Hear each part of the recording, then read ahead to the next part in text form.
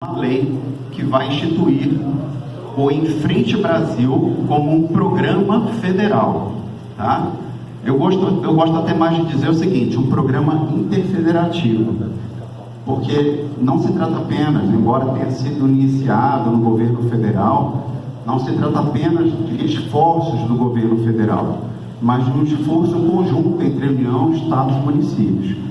Não é à toa que nós temos aqui a logo do governo federal, do governo estadual e do governo municipal, porque é um esforço dos três entes, ok?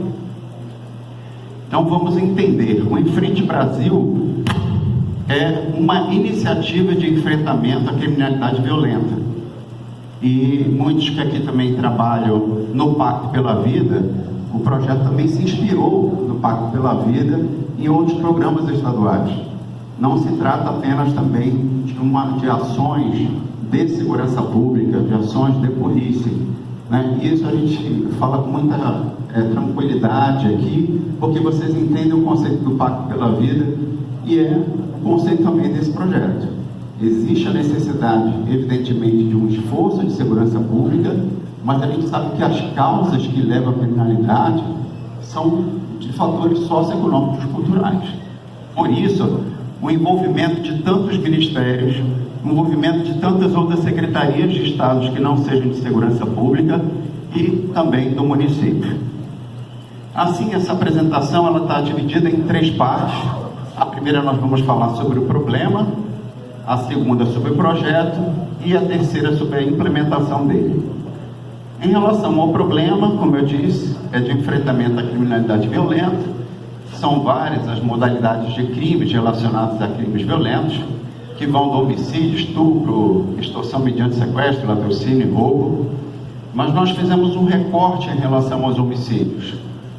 E o Atlas da Violência, que foi publicado em 2019, né, que trouxe dados de 2017, mostrou que o Brasil alcançou a marca de 65.602 homicídios.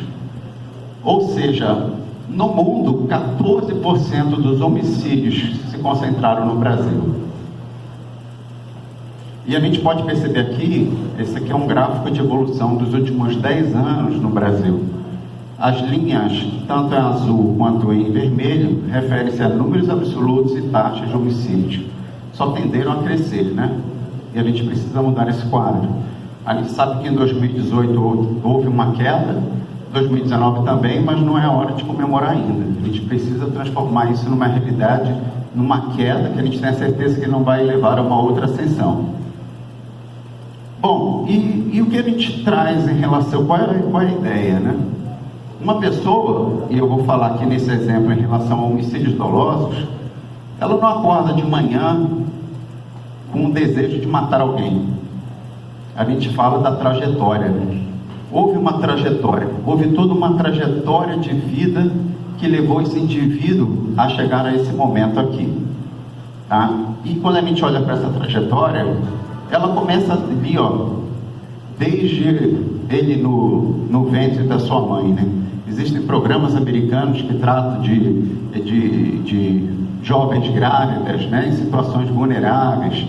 Já existem também diversos estudos que demonstram a necessidade da atenção na primeira infância, que é o momento em que a criança está desenvolvendo todas as suas capacidades cognitivas e ela funciona como uma verdadeira esponja, né? Ela vai absorver tudo, o que for bom e o que for ruim também. Se ela tiver maus exemplos na sua família, no seu ambiente de escola, na sua rua, se os exemplos forem bons, ela vai absorver bons exemplos. Se os exemplos forem ruins, vai absorver maus exemplos. Mas, enfim, ela, de uma certa forma, perdeu essa relação com o estudo, com boas relações interpessoais, enfim, uma trajetória de vida que levou ela a cometer pequenos delitos, talvez até ser presa, e a gente sabe que, infelizmente, quando vai para o sistema penitenciário, que deveria ressocializar, isso não acontece, né? Então a gente até fala, ela entra como ladrão de galinha, sai faccionado, né? Até chegar aquele momento. O objetivo, evidentemente, desse projeto é interromper essa trajetória, é dar outras oportunidades para que ela não siga por esse caminho. E quando ele chega nesse momento de cometer o delito, são as consequências, né? E tudo que está para trás disso são as causas. E aqui a gente já começa a perceber claramente os dois eixos que criam esse programa, que é o eixo da repressão qualificada e da prevenção socioeconômica. Ou seja, trabalhar para que ele não chegue ao momento das consequências. Em 2018, a Presidência da República também lançou um relatório, que são os custos econômicos da criminalidade no Brasil, e trouxe alguns dados alarmantes, né? A perda da capacidade produtiva por um jovem na faixa etária de 3 a 25 anos, vítima de homicídio, 450 bilhões a perda da capacidade produtiva acumulada de 96 a 2015, e os custos econômicos da criminalidade saltaram de 113 bilhões de 96 para 285 bilhões em 2015, representando um aumento de 170%. Quais são as constatações que a gente faz em relação a isso? Criminalidade é um fenômeno multifatorial e complexo. Em geral, ela deve ser enfrentada territorialmente, a gente vai mostrar por quê. A prevenção social é mais eficiente e, portanto, menos custosa ao Estado. Um estudo do BID mostrou que cada R$1 que eu gasto em prevenção, eu economizo R$3 em repressão. E é preciso envolver todas as políticas públicas, em especial as da educação, esporte, lazer, cultura, assistência social, trabalho e saúde, ou seja, todas as ações políticas que visam interromper aquela trajetória que nós vimos. E aí que surge o projeto. Nós estudamos experiências exitosas nacionais e internacionais, as internacionais aqui, com excelentes reduções de crimes, as nacionais, inclusive está aqui Pernambuco, também foi uma experiência estudada. E o que a gente conseguiu resumir de pontos comuns em relação a todos esses programas exitosos? Bom, a primeira coisa, são vários pontos em comuns, mas a gente destacou aqui 4. E se vocês me perguntassem, desses 4, qual é o mais importante, não é à toa que está a liderança política aqui no topo, na condução do processo. O processo ele só dá certo quando há um envolvimento do líder político maior na condução desse processo. Quando eu falo isso num plano municipal, estou me referindo ao prefeito, no plano estadual estou me referindo ao governador, e no plano federal estou me referindo ao presidente e os ministros. Coordenação das prevenções, das ações de prevenção primária, secundária e terciária. Foco territorial, com combinação de ações de prevenção e repressão. É preciso ter foco, né? Nós vemos que em 2017 foram 65 mil homicídios. Como é que a gente vai combater isso? Tantos homicídios. É preciso ter foco. E o crime está territorializado. A gente vai ver isso mais adiante, a comprovação disso. E ações de articulação e integração multidisciplinares. Ou seja, já estamos mostrando aqui que não adianta envolver só ação de polícia. Daí que surge o conceito do Enfrente Brasil. Ele consiste na articulação entre União, Estados e municípios para a redução da criminalidade com foco territorial em áreas de alta concentração de crimes, por meio de ações de prevenção e repressão coordenadas em um modelo de governança e gestão multinível e integrada. Ele já faz parte do portfólio dos projetos estratégicos da Presidência da República e já está envolvendo 10 ministérios: a Casa Civil, a Secretaria-Geral, a Secretaria de Governo, Ministério da Cidadania, Ministério da Economia, da Educação, Desenvolvimento Regional, Justiça e Segurança Pública, Ministério da Mulher, da Família e dos Direitos Humanos e o Ministério da Saúde. Ele possui alguns princípios, né? Liderança política, foco territorial, contratualização interfederativa, diagnóstico local. A gente traz a ideia de que a receita de bolo ela não tem que ser feita para um município ser a mesma para o outro município e a mesma para o outro, ou seja, a ideia não é repetir a receita de bolo, mas conhecer a realidade do território e customizar uma intervenção para esse território, de acordo com o que foi observado no diagnóstico. Isso faz parte do processo. Após a minha apresentação, o Instituto Federal de Pernambuco, Instituto Federal Tecnológico, vai fazer a apresentação sucinta do diagnóstico socioterritorial de Paulista. Customização e intervenção customizada, accountability, que é a prestação de contas da sociedade, transversalidade e integração e participação e controle social. E o projeto ele possui um fluxo de processos. Tudo começou na seleção dos crimes que se pretende enfrentar. Trabalhamos com os homicídios, os dados de homicídios, seleção dos municípios com esses altos índices. Chegamos à celebração do contrato local de segurança, e isso aconteceu no dia 29 de agosto. No dia 29 de agosto, esteve lá no Palácio da Presidência o presidente, os 10 ministros, os 5 governadores, os 5 prefeitos assinaram um protocolo de intenções em relação a esse projeto, e aí a gente começa um ciclo. A primeira etapa desse ciclo é a realização de um diagnóstico socioterritorial, que foi o que aconteceu em parceria com os Institutos Federais Tecnológicos. Aqui o IFPE trabalhou na realização desse diagnóstico socioterritorial, e a gente vai ver uma apresentação sucinta. E agora, gente, nós vamos iniciar a segunda fase aqui, que é a elaboração de um plano local de segurança. Essa visita nossa aqui é justamente para nós podermos mobilizar os governos locais, estadual e municipal, porque nós voltaremos aqui ainda esse mês para a realização de uma oficina de construção desse plano. Não é um plano que vai ser construído lá em Brasília, é um plano que vai ser construído aqui em Paulista, com atores locais, do município, do estado e do governo federal também. Depois vem a implementação do plano e vem o seu controle de ações e metas. Ele possui 4 eixos: o eixo do foco territorial, eixo de prevenção socioeconômica, eixo de repressão qualificada e de governança e gestão. Falando rapidamente sobre cada um desses eixos. Por que ter foco territorial? O Atlas da Violência, 2018 IPEA, mostrou que 50% das mortes ocorridas em 2018 estavam concentradas em 2% dos municípios brasileiros. Ou seja, dos 5.570 municípios que tem no Brasil, 50% das mortes ficaram concentradas em 123 municípios. Vejam que agora fica mais fácil, eu pensar em como vou começar a desenvolver ações para isso. Eu já não preciso olhar para os 5.570, eu já tenho um recorte. E mais, o Atlas ainda mostrou que nesses municípios, 50% das mortes ocorreram em menos de 10% dos bairros.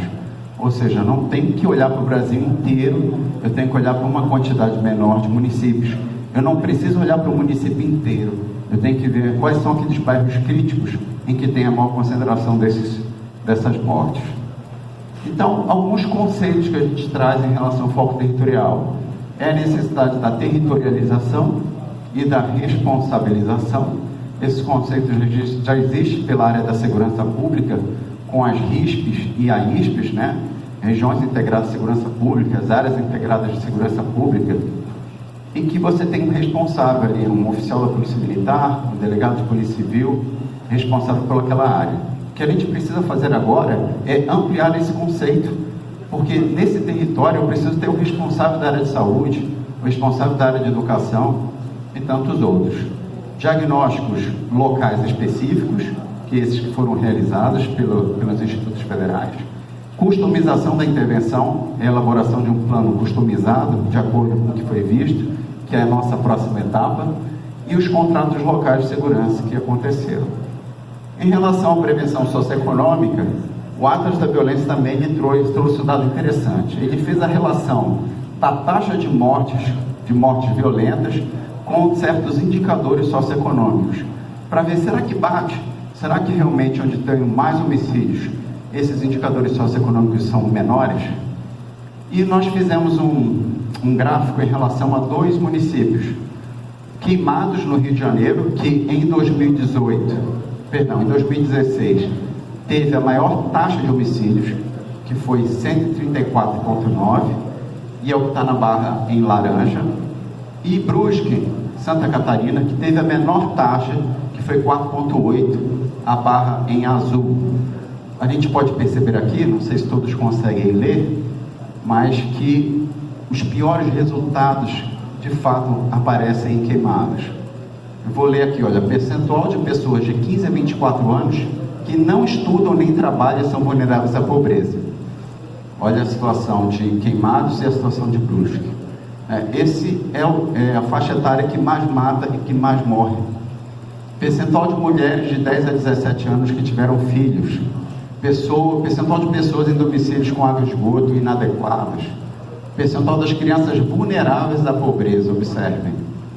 Percentual de crianças pobres. E, por fim, a taxa de atendimento escolar da população de 0 a 3 anos, que é da primeira infância. Então, já está mais do que comprovado que, se eu quero reduzir os homicídios, a criminalidade violenta, eu tenho que atuar muito fortemente na prevenção socioeconômica, que são as causas, né? Alguns conceitos que a gente traz em relação à prevenção socioeconômica: gestão social integrada, intervenção multidisciplinar e multiagencial, desenvolvimento integral de crianças e jovens em locais vulneráveis, fortalecimento da assistência educacional, policiamento de proximidade preditivo, mediação de conflitos. Não se encerram apenas nesses conceitos, aqui é só para a gente ter uma noção do que é esse eixo. Repressão qualificada, né? Segundo o CNMP, uma estimativa nacional da taxa de elucidação de homicídios dolosos está em 8%, ou seja, evidentemente isso varia de estado para estado, tem estado que tem percentual de elucidação muito maiores, mas tem outros bem menores, mas como é uma média nacional, isso significa dizer que a cada 100 homicídios eu consigo chegar à elucidação de 8 apenas, que não necessariamente vai levar esse indivíduo à condenação. Quer dizer, esse quadro precisa mudar. E em relação à repressão qualificada, foco em repressão qualificada, inteligência e análise criminal, intervenção repressiva em criminosos contumazes e a criminalidade profissional, intervenção nos mercados de fomento aos crimes contra o patrimônio, modernização da investigação criminal, operações integradas, choque operacional e forças-tarefas, que é já o que está acontecendo na primeira fase desse projeto. Por fim, o eixo da governança e gestão. E aqui a gente traz a comprovação da necessidade do envolvimento do político maior, daquela liderança política. Paraíba e Espírito Santo, cujos governadores se envolveram diretamente na questão da segurança, mostraram diminuições gradativas nas taxas de homicídios. Isso é um dado do Atlas da Violência também.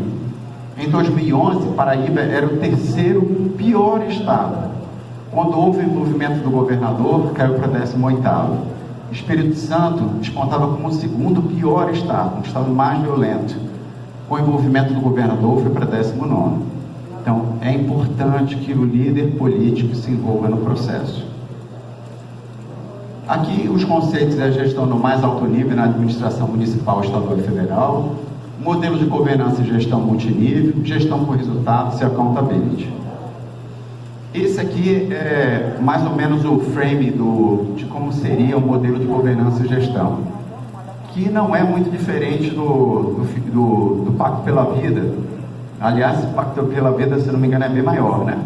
Mas aqui no Estado, você tem que ter um comitê estadual, com governadores e secretários estaduais. Você tem uma coordenação estadual, que faz a coordenação executiva, e 2 câmaras temáticas. São aqueles 2 eixos da prevenção socioeconômica e da repressão qualificada. Esse modelo também é espelhado para os municípios, com um comitê municipal, prefeito e secretários municipais, uma coordenação executiva municipal, as 2 câmaras, e também no plano da União, com o presidente e os ministros envolvidos, uma coordenação federal que faz a parte executiva e as 2 câmaras técnicas. Assim, a troca de informações tanto transversais quanto verticais. E um detalhe, a importância de, nesses bairros onde vai ocorrer a intervenção, você também ter uma coordenação territorial integrada, justamente colocando aquele responsável da saúde naquele território, responsável da educação, da assistência social, da segurança pública. Em resumo, né, se eu pudesse ilustrar a imagem de todo o projeto em uma única, seria semelhante a essa situação aí. Eu tenho um município, dentro desse município eu identifico quais são os territórios críticos e o projeto funciona como um elemento catalisador de políticas da União, do Estado, do município convergentes para aquele território. São todas as políticas? Não. Nós não vamos trabalhar com todas as políticas. Quem quer tudo não tem nada, né? Nós temos que trabalhar com aquelas ações, com aquelas políticas, com aqueles projetos que tenham de fato relação com a violência e criminalidade, né? Porque senão eu vou despender muito esforço, eu vou despender recursos, não vou conseguir ter o controle dessas ações. E com relação à implementação, como eu já disse, é um piloto que está rodando em 5 cidades. Foi escolhida uma cidade de cada região do país e aqui estamos, né? Paulista. Aquela estrutura que nós vimos, seleção já aconteceu, seleção dos crimes, seleção dos municípios, os 5. Chegamos ao contrato local de segurança, celebração no dia 29, e aqui foi inserida uma primeira fase, antes de chegar naquele ciclo, que é a fase do choque de segurança, que começou no dia 30 de agosto. Dia 29 foi celebrado o contrato, no dia seguinte iniciou, então, o choque de segurança. E essa aqui é a fase 2, né? O faseamento. A fase em que aconteceram os diagnósticos socioterritoriais e agora a gente entra na elaboração dos planos locais de segurança. Então aqui estão as datas, olha, tudo começou já lá em janeiro, né? Nós chegamos de julho a outubro, foi a realização dos diagnósticos, e nós estamos chegando agora nessa fase da elaboração. Tentando entender aí a diferença entre a fase 1, que é a fase do choque de segurança, para a fase 2 da atuação integral. Choque de segurança é o emprego das forças de segurança pública, federais, estaduais e municipais, por meio de forças-tarefas.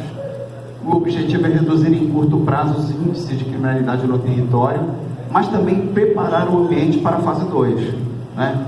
Esse resultado, esse objetivo nós alcançamos, né? Tivemos uma redução de 44% dos homicídios nas 5 cidades. E aqui também falou especificamente em relação ao Paulista.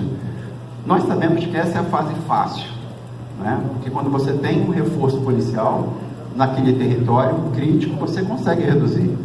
O problema é manter esses resultados, porque se você reduz o reforço policial, a criminalidade volta. Isso por quê? Porque você está dando um remédio para a febre, né? Você deu um remédio para a febre, ele vai fazer o efeito, depois passa e volta de novo. É preciso atuar nas causas.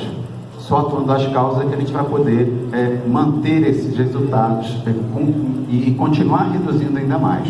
Para isso existe a fase 2. Na verdade, a fase 2 é o coração do projeto, né?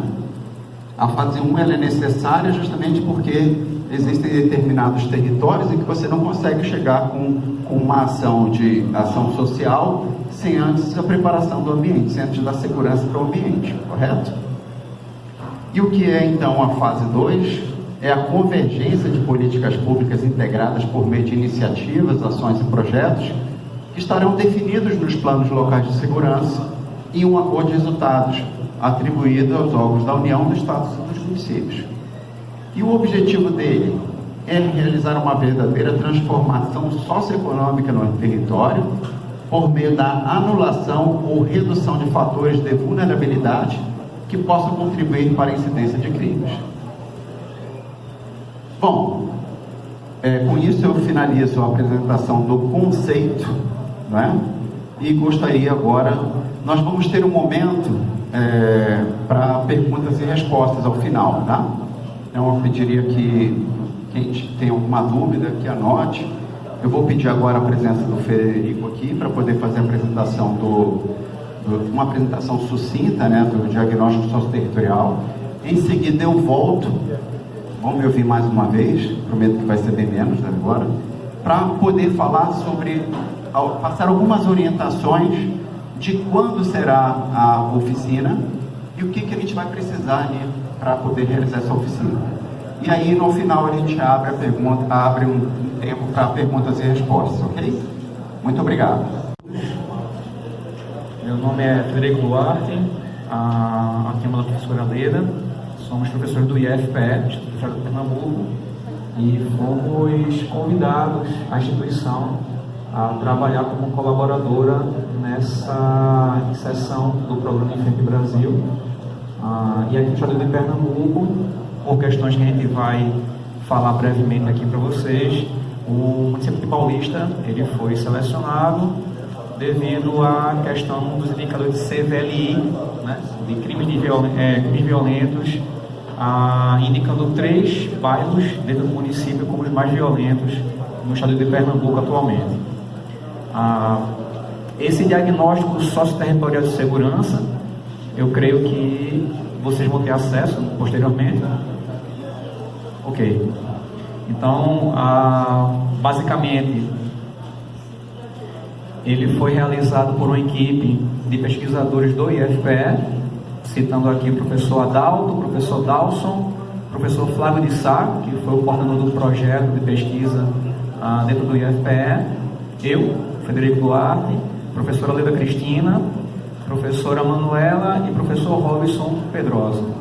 Então, basicamente, trabalhamos dos meses de junho a setembro com alguns elementos de intervenção aqui no município. Então, tanto conversando com grupos focais, também conversando com algumas entidades do município, Secretaria de Saúde, de Educação, Secretaria de Defesa, e também realizando questionários junto à comunidade, focando inicialmente nos 3 bairros que foram indicados pela Senap como mais violentos naquele momento em Paulista, que seria o Janga, Maranguape 1 e Maranguape 2. Bem, o relatório ele tem uma extensão aí bem mais ampla, né? Então são quase 250 páginas de relatório que a gente realizou nesses 4 meses, e eu vou tentar fazer uma apresentação a mais breve possível, mas dando todo o panorama do que foi levantado com esses elementos de intervenção dentro do município. Então,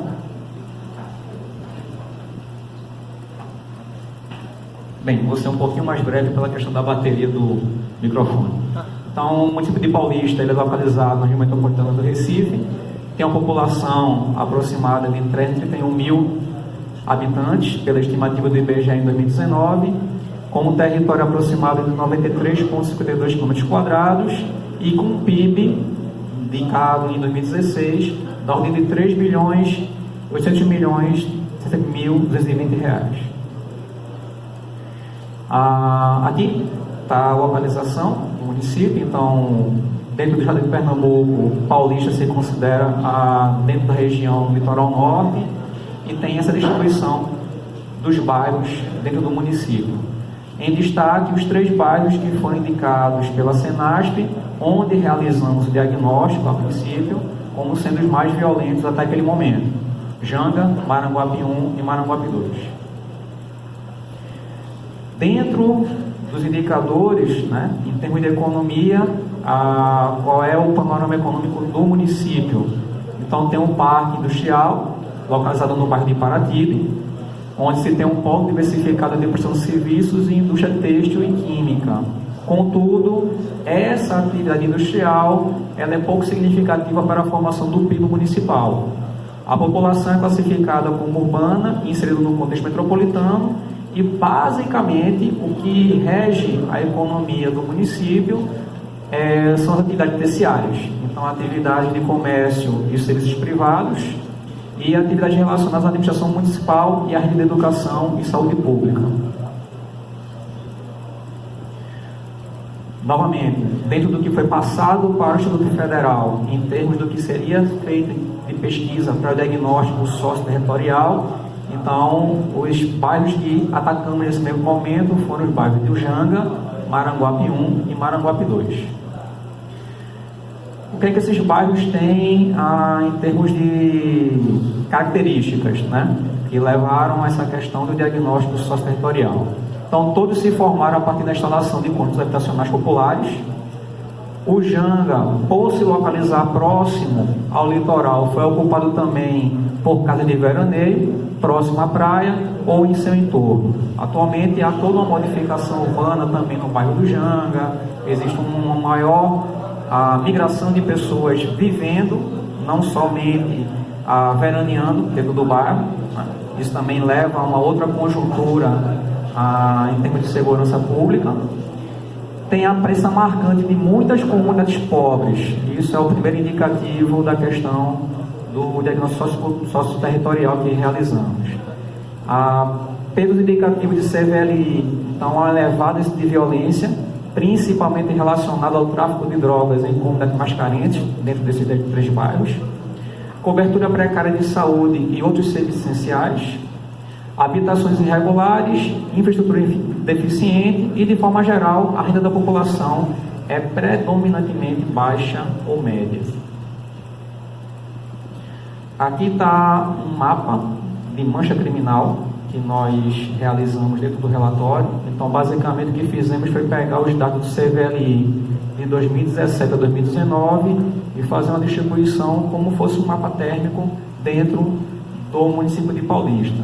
Então, como fica claro aqui, as zonas com um índice muito alto de criminalidades baseado no CVLI se encontram no Janga, aqui permeando Maranguape 1, Maranguape 2, e já também indicando algumas manchas de criminalidade mais alta em outros bairros que não foram indicados como mais violentos nesse primeiro momento.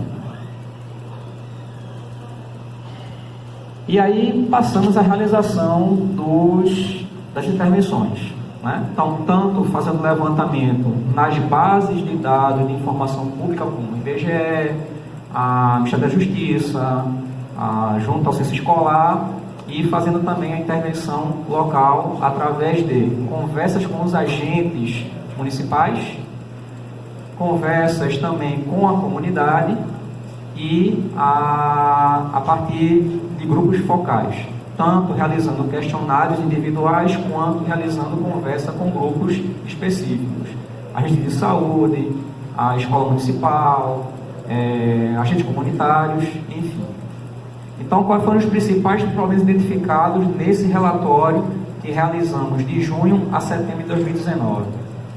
Em termos de infraestrutura e indicadores sociais, então, o rendimento médio da população, como a gente tinha mencionado, é baixo, né? De baixo a médio, então entre 1 e 2 salários mínimos. A baixa escolaridade da população jovem e adulta, então identificamos uma alta evasão escolar no ensino médio, principalmente no município e nesses 3 bairros. A oferta de empregos e cursos profissionalizantes desinteressantes para a juventude, e aí é que vem a questão do que a gente vai falar mais na frente, né, do que foi levantado pela população.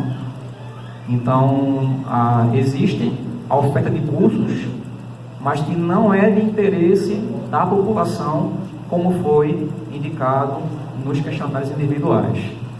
Presença marcante de atividades informais como estratégia de sobrevivência. Então, a informalidade na economia também é um indicador que foi levantado, né, diagnosticado. Insuficiência em equipamentos urbanos para esporte, lazer e sociabilidade, como praças, parques, passeios públicos, quadras, etc. E na área de saúde, identificou-se uma distribuição irregular no território de unidades de saúde, uma baixa cobertura em atenção básica. Então, existiam mais postos de saúde em alguns bairros e uma cobertura menor em outros bairros. Não há uma distribuição regular perante o que diagnosticamos. Nessa questão dos...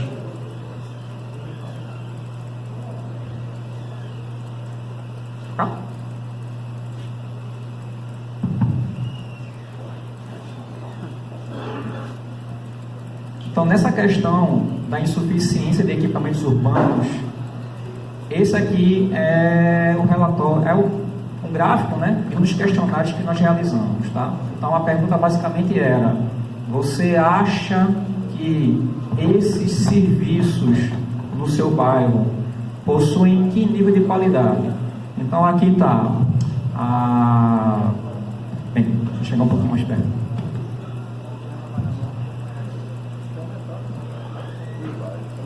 Então, temos transporte, limpeza urbana, saúde, segurança, iluminação pública, coleta de lixo. Pelo resultado dos entrevistados, para os 3 bairros que foram diagnosticados, todos consideraram esses serviços com uma qualidade pouco satisfatória a muito insatisfatória, né? Então, a impressão da população que foi entrevistada é que esses serviços não possuem uma qualidade adequada ao que eles esperam perante ao município, prefeitura, estado, poderes públicos de maneira geral. Em relação à saúde, o município de Paulista possui atualmente 93 estabelecimentos de saúde, sendo 2 hospitais geridos pelo governo do estado e 91 unidades administradas pelo município, incluindo a Secretaria de Saúde e algumas diretorias. O que é que a gente identificou também em conversa com a Secretaria de Saúde e pelas informações que foram coletadas nas bases de dados que foram analisadas. Há uma distribuição dessas unidades de saúde, mas de maneira pouco homogênea. Então, alguns bairros têm uma grande distribuição, ou seja, têm uma atenção maior, e outros bairros têm uma atenção menos efetiva, né? Quando olhamos para o bairro do Janga, Maranguape e Maranguape 2, o que a gente observa é que, por exemplo, pela extensão do bairro do Janga, as unidades de saúde da família são distribuídas em locais específicos e, por exemplo, quando você pega aqui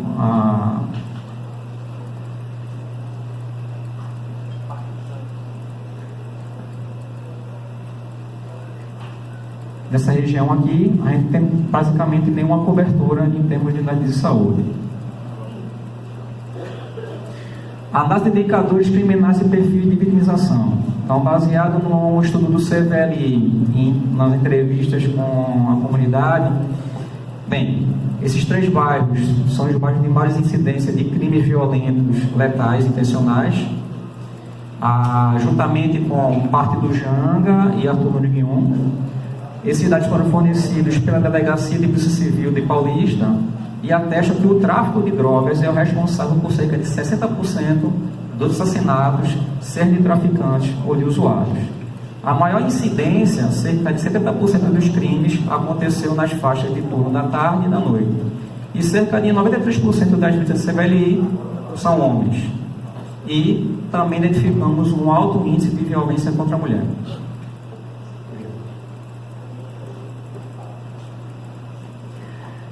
Bem, em termos de distribuição dos crimes de violência que foram diagnosticados, a maior parte são crimes com arma de fogo, força corporal e espancamento, seguido por objeto perfuro cortante, autoprovocada e assim por diante.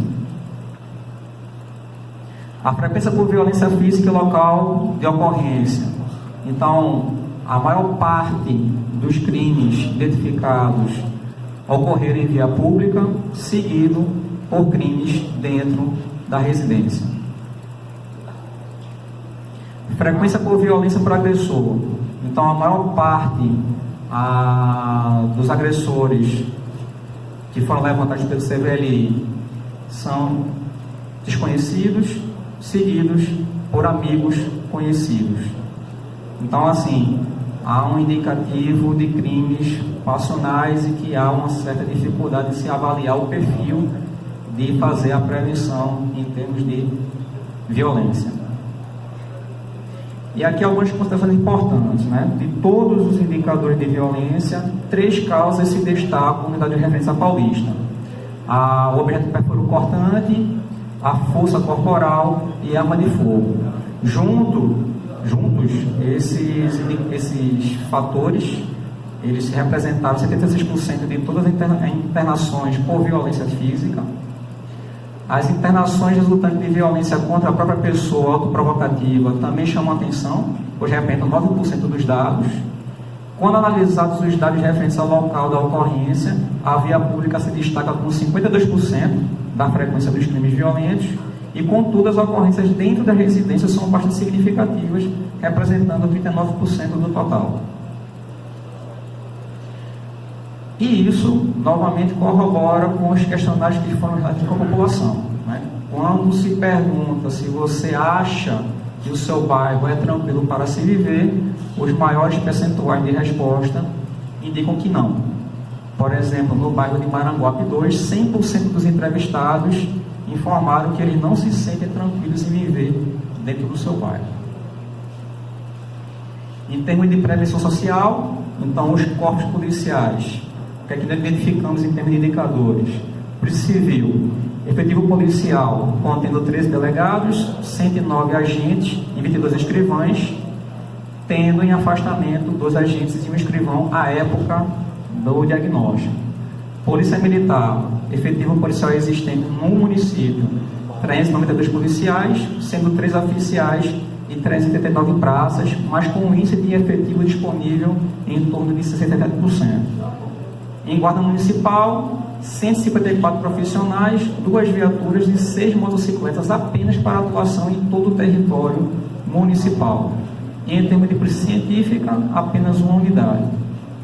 Em termos de rede de prevenção, o município dispõe de 6 unidades do CRAS, 2 unidades do CREAS, centro e praias, 3 unidades do CAPS, e o que a gente percebe é que a distribuição espacial dessas instituições não contempla todo o município de Paulista.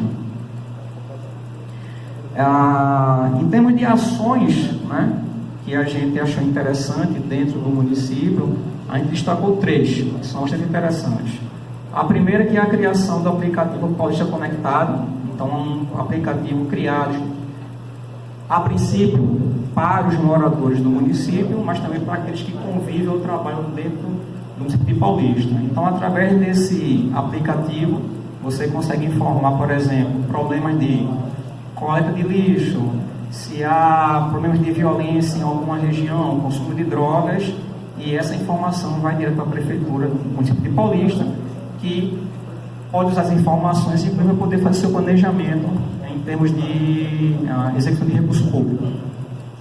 Uma outra ação de destaque, a criação do Centro Integrado de Segurança, o CIS, que possui a central de monitoramento e possui um trabalho integrado entre a Guarda Municipal, Militar, Civil, Corpo de Bombeiros de Trânsito e os programas intersetoriais de combate às drogas.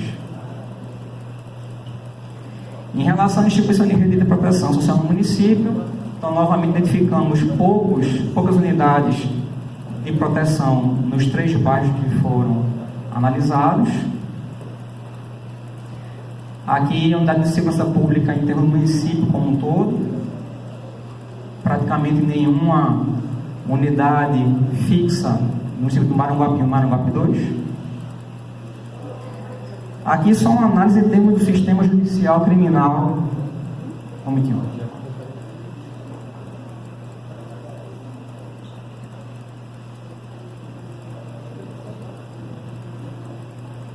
Então, o município de Paulista, ele não dispõe atualmente de nenhuma unidade prisional, sendo a mais próxima o Centro de Observação Criminológica e Triagem de Abreu Lima, Cotel, e o Presídio de Igaraçu. Os principais problemas enfrentados no sistema prisional do Estado, isso aí também reflete na questão do município, é o problema da superlotação e a ociosidade da população carcerária, visto que menos de 10% da população está ocupada em atividades laborais e cerca de 28% em atividades educacionais. Em termos de investigação criminal, segundo a entrevista realizada com os policiais civis, o índice de resolução de inquéritos é em torno de 30% e atribui-se como causa principal o baixo número de peritos e a morosidade do sistema judiciário do estado de Pernambuco. Em termos de indicadores que conseguimos levantar com as entrevistas com a entidade de segurança, Polícia Militar, Polícia Civil e Guarda Municipal, o que é que eles mais reclamam, né? Pequeno efetivo, então necessidade de novas contratações, condições materiais, equipamento, viatura, fardamento, que são, como mencionado por eles, precários, a ausência de cursos de atualização e capacitação, a ausência de políticas de atenção à saúde mental do policial e vulnerabilidade e exposição dos agentes de segurança.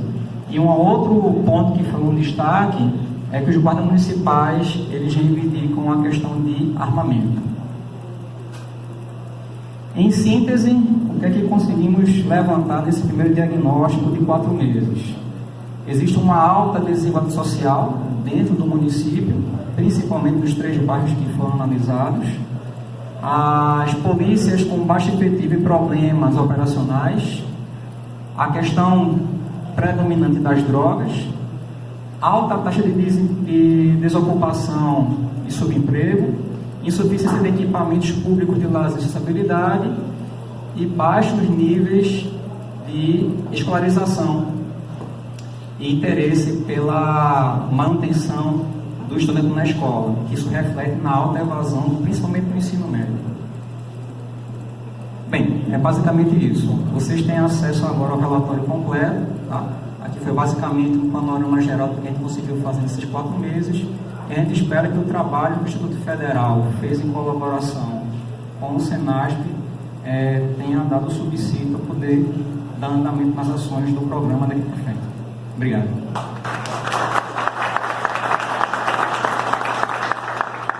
Orientações de como nós precisamos nos preparar para a semana em que nós voltaremos aqui para fazer a oficina de construção de elaboração do plano local de segurança. Então, como eu já mostrei ali, né, anteriormente nos slides, vencemos todas essas etapas e voltaremos aqui agora no dia 20, na verdade chegaremos no dia 28 para iniciar no dia 29 de manhã, então vai do dia 29, que é uma quarta-feira, 30, quinta e 31, são 3 dias de imersão. É muito importante que quem vai participar no estado do município fique imerso nessa oficina, tá? Porque tudo aquilo que nós vimos em relação aos diagnósticos, nós vimos toda uma série de problemas, nós vamos pensar quais serão as melhores soluções para isso, né? Então, é um momento de imersão. Então, a oficina aqui acontecerá de 29 a 31 de janeiro, ok?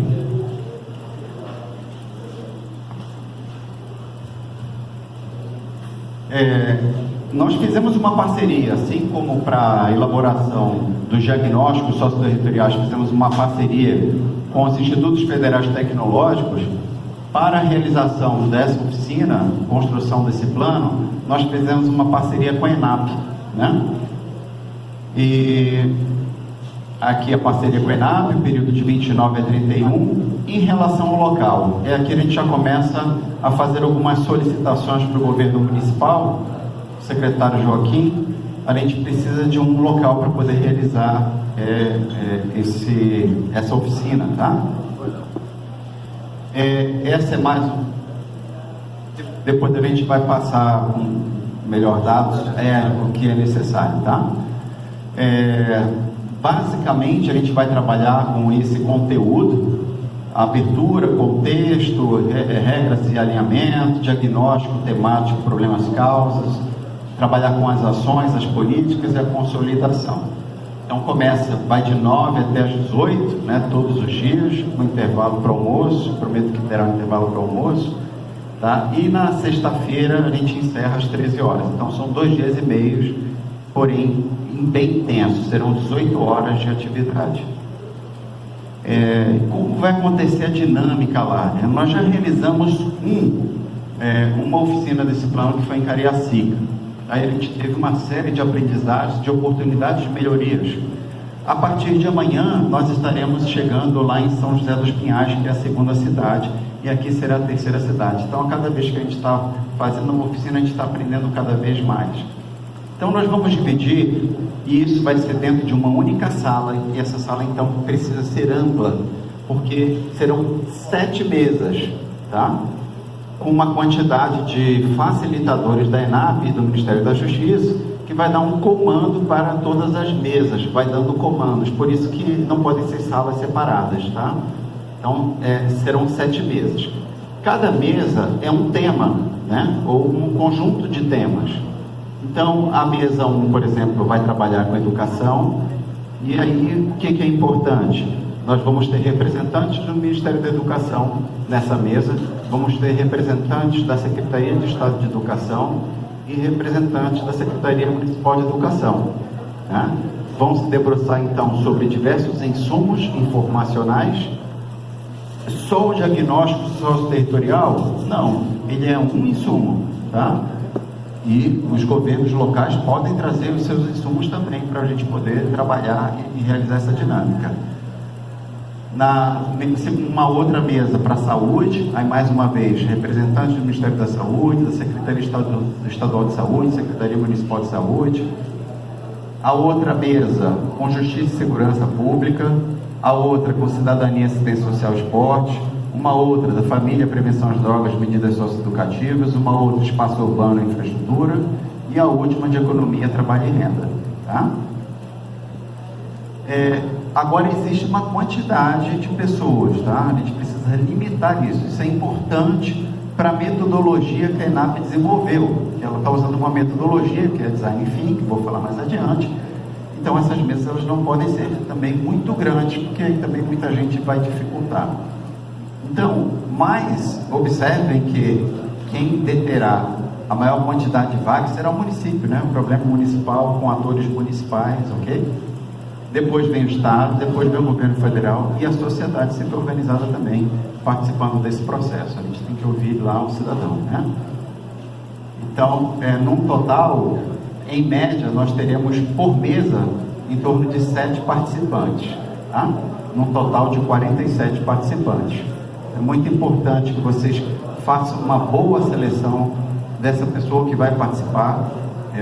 É muito importante também que a pessoa que vai estar aí se debruce sobre esse diagnóstico socioterritorial, né, para conhecer, que reúna também os seus próprios insumos, né, porque se ele é da área da educação e também do município, ele tem conhecimento das áreas de educação, tá? Se é do Estado também tem em relação ao município. Então é importante que ele tenha bastante domínio e amplo conhecimento da sua pasta. Tá? Pode cometer um erro de, dentro da área da educação, eu pensar uma diretoria lá, mas que não enxerga o todo da educação. Isso pode ser um problema na hora aqui. Então é importante selecionar muito bem. E, mais uma vez, a gente volta a dizer, é importante que ele esteja dedicado esses 2 dias e meio na oficina. Fica difícil ele ir de manhã e não ir à tarde, que já vai perder uma boa parte, ou vai de manhã no dia seguinte, e depois vai só à tarde.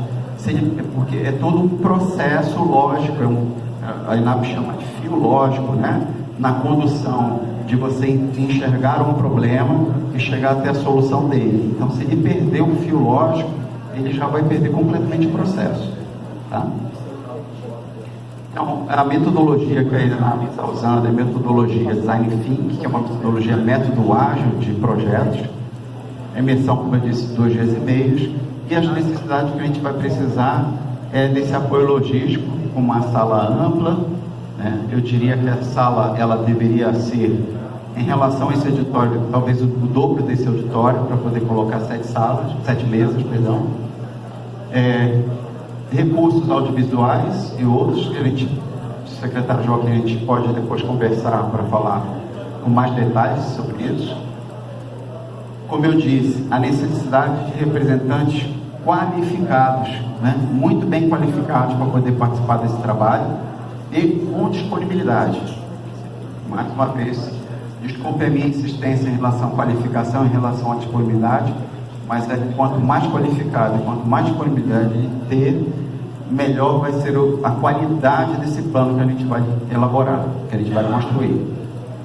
Os insumos é o próprio diagnóstico socioterritorial, e aqui já foi, segundo o secretário Alencar, né, já foi socializado com os participantes esse diagnóstico, confere, para o Estado e para o município, e é um momento também, ao mesmo tempo dos senhores estudarem, realizar uma validação em relação a esse diagnóstico socioterritorial, né? Isso é muito importante que o município reconheça aquele diagnóstico.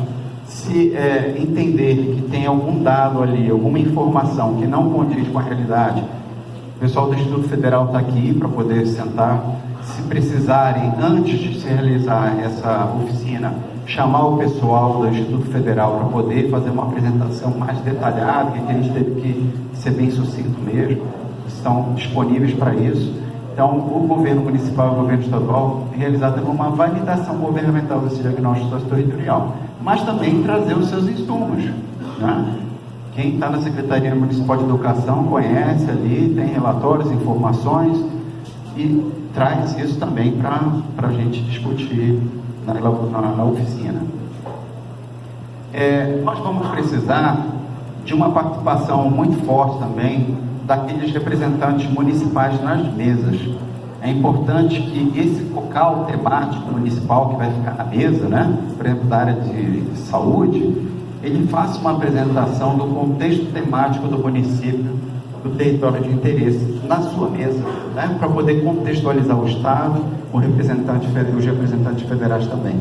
Tá? É importante que ele faça uma contextualização do tema saúde, educação, nessa mesa. E que consiga também fazer uma apresentação dos aparelhos referenciados no município em relação à mancha criminal. Então, nós não vamos partir de discutir quais são os territórios críticos, porque isso objetivamente já nos é dado pelos dados estatísticos de crimes. Então nós já sabemos, e ali foi apresentado pelo professor Frederico, a mancha territorial demonstrando quais são as áreas que a gente tem que intervir, correto? Então, em cima daquilo ali, quais são os aparelhos que nós temos no estado, do município? É importante a gente enxergar isso, fazer essa relação, né? E também foi demonstrado por ele que não há uma distribuição homogênea desses aparelhos. Então, é algo que nós precisaremos conhecer para poder discutir e pensar soluções. Em relação ao modelo de governança e gestão, tanto o governo estadual quanto o governo municipal já instituíram por decretos, tá, o seu modelo de governança e de gestão. Então está aqui o decreto do Estado, 48.506, de 6 de janeiro, e o do município, 121, de dezembro. Aquela estrutura que eu mostrei, essa aqui, ó, já foi, então, pelo Estado, pelo município decretado, está instituído. E aqui eu só trouxe algumas imagens em relação à oficina lá de Cariacica. Aqui foi o momento da abertura, aqui o prefeito falando, e aqui foram uns 2 dias e meio, né, do momento da dinâmica aqui, os representantes trabalhando e pensando nas soluções.